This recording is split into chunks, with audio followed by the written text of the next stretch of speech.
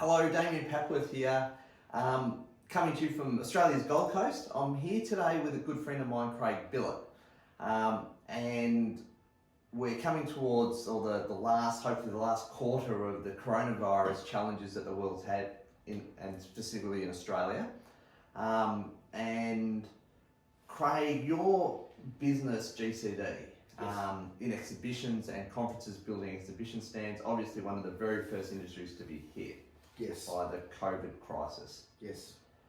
In really briefly, what impact did that have on your business?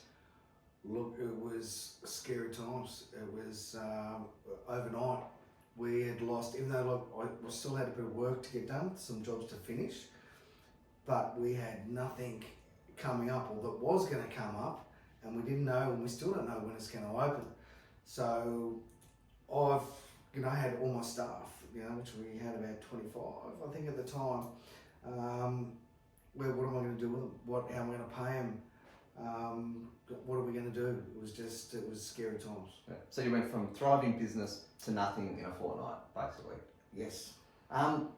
So one of the things that, and this is what we want to talk about today, is the way that you pivoted in that. Pivot was the word everyone was throwing about during COVID, but you had an amazing pivot, and I love the way that you pivoted into people who really needed the stuff that you did. Definitely. At the time. So tell me about some of the thoughts about what happened when you pivoted. While everything had sort of shut down, but I still had my staff still finishing off some jobs, I had a lot of time to look into what needed to be done, who was still busy, who was virtually how I could turn a negative into a positive. And the couple of the businesses and industries that was thriving and needed help was pharmacies, medical centres, hospitals, supermarkets, and that type of thing. When you say they needed help, what type of help do they need? Well, they needed protection. From between to protect their staff. They also needed to protect the public.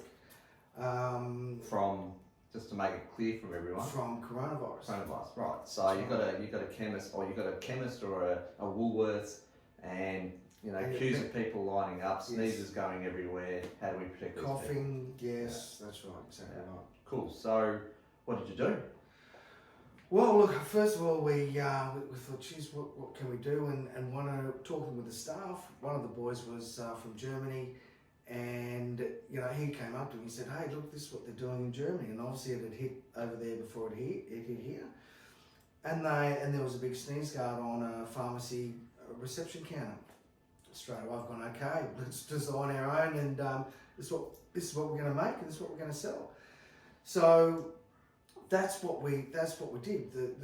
We virtually sort of designed what we need to market. I got my other staff to sort of start putting together databases of chemists, medical centres, supermarkets, you name it, so that we could sort of start getting stuff to them. But before we did that, we had to create brochures, we had to create photos, drawings, and costings, so that people, so we had something to sell. Yeah, sure. And then it just flowed from there. Yeah. So you've actually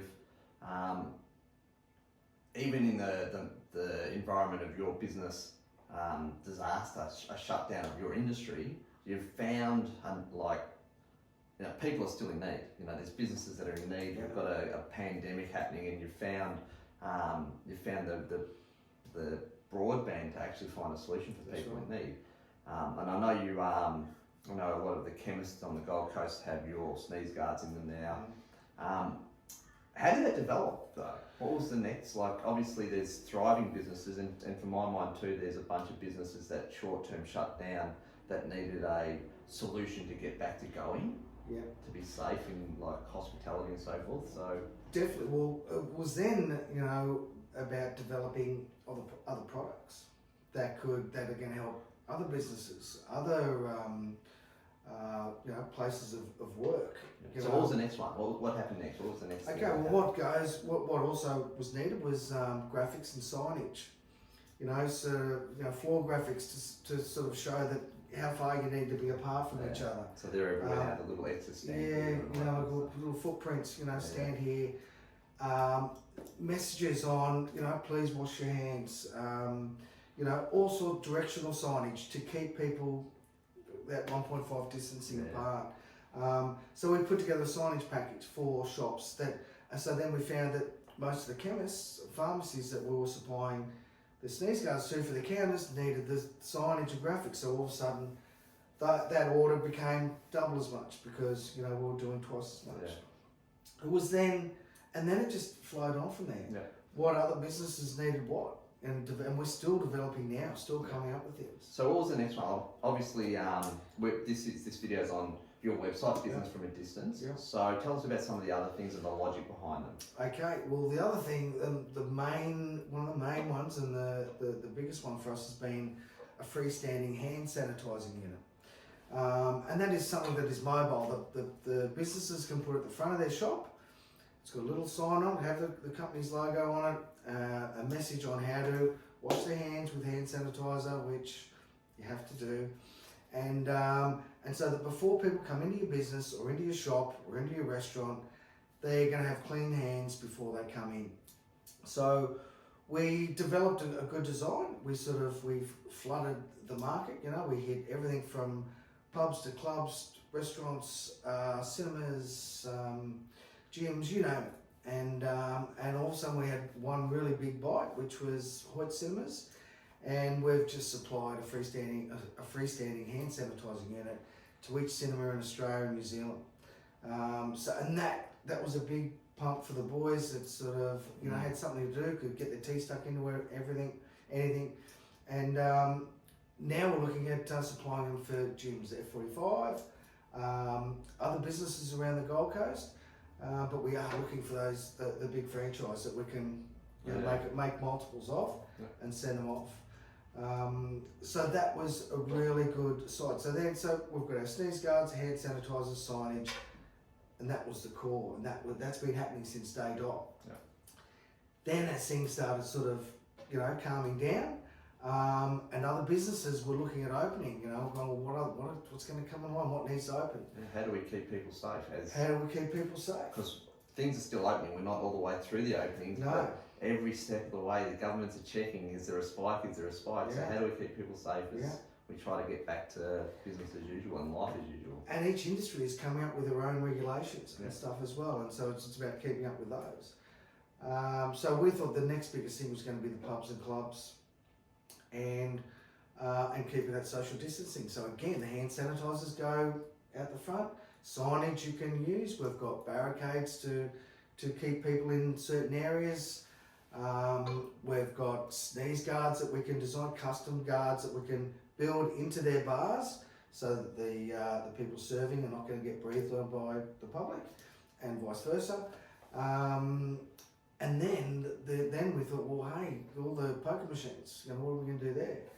So we designed a poker machine screen that can fit in between each poker machine quite simply and easily enough. Is still, and we had to do a bit of research because there is regulations apart from that for that as well. All of a sudden, we couldn't put a solid screen there because the cameras need to be able to see each machine. So we've gone, right, okay, so we had to have a clear acrylic screen. We've got a logo at the top. We've got some gambling tips on the screen as well, because for people that need to go to Gamblers Anonymous or people that have got a problem, there's information which are normally on the benches, which they haven't got any space now because the screens are there. So that looks really good and people love them, and I think that's going to be big once people start getting some money to be able to afford them. So then we thought, well, what else can we do? We've come up with a budget pokey barrier, which is virtually just a fabric sock that we can slip over every second poker machine. So that keeps people still 1.5 distances away. That's more of a distancing thing. It's a distancing thing. Yeah. And it sort of it stops the staff having to wipe down that machine constantly. Yeah. It also means that they don't have to turn the machine off, which they can't because all the poker machines are linked. So there was all sorts of problems that came about, and it wasn't as simple as just moving or taking machines away. They don't want to take them away either because they cost a lot of money. That's it. And it costs a lot of money to move. So I think the best solution is my screens. Yeah, absolutely. So from there? Yep. From there, then also comes ATM machines. ATM machines that are mobile. ATM machines that are in pubs and clubs. So that we can keep the social distancing. So we've got screens that encase an ATM machine. And again, barricade posts and signage on the floor so people can still stand there. They're 1.5 metres away from each other. Golf buggies, you were telling me earlier today? Golf buggies, we're doing golf buggies. I was in the bunker trying to get my ball out of the bunker, and Craig's like, you have to walk because we don't have a screen in this buggy. Well, there's only one person allowed in the buggies, and so we've just got a plastic, like PVC screen, clear, that we're going to fix to the roof, that hangs down, that fixed to the seat, and two people can sit in there. They're not breathing on each other, they're not touching each other, and so on. Yeah, cool. So look, there's quite a few, and we're still developing now. There's still things, and there's going to be other businesses that come along. For our business, when they come back online, I'm going to have a lot of these things myself that are going into their shows. My designs will be different. It's got to encase the social distancing and the protection, hygiene barrier. Yeah. So just if you are wondering about Craig coughing on me at the moment, we've actually got distorted things a little bit. They were at 1.5. We're actually distanced quite well. So it's awesome. So I think for me, one of the things about this, and the reason why we sort of wanted to talk a little bit about the story for the business from a distance, new business as part of the GCD umbrella, is the creativity and putting from a position where your whole industry shut down, working out what people needed, and it's all about keeping everyone safe. So from a real position of care and supporting, because you know exactly what's going on because you're feeling it in your gut and in your in your heart every day because it's happened to you. You're finding solutions to help people get back to life, back to livelihoods, back to business kind of thing. So have a look through the website, see if there's the kind of things that you need for your industry. If Craig hasn't covered your industry in this interview today, you've seen the creativity and the process a little bit in this video as to the way that these guys are going about finding solutions for different industries and different businesses. So shoot him a message, just through the website, shoot him a message about the kind of things that you might be looking for. I'm sure your guys are going to come up with a solution that's cost effective and really, really effective. Definitely. So thanks for your time, mate. It's a Friday afternoon, so we've been meaning to sit down and talk about this for a while. Which is why the wine's here. But really, really, really, impressive job over the last sort of 2 to 3 months to actually come up with so many amazing solutions, help real people get back to business, back to life, in a time that's been quite tumultuous for you, I guess. So well done, mate. And survival is the key these days. Yeah, absolutely. So thanks, Craig. Thank you.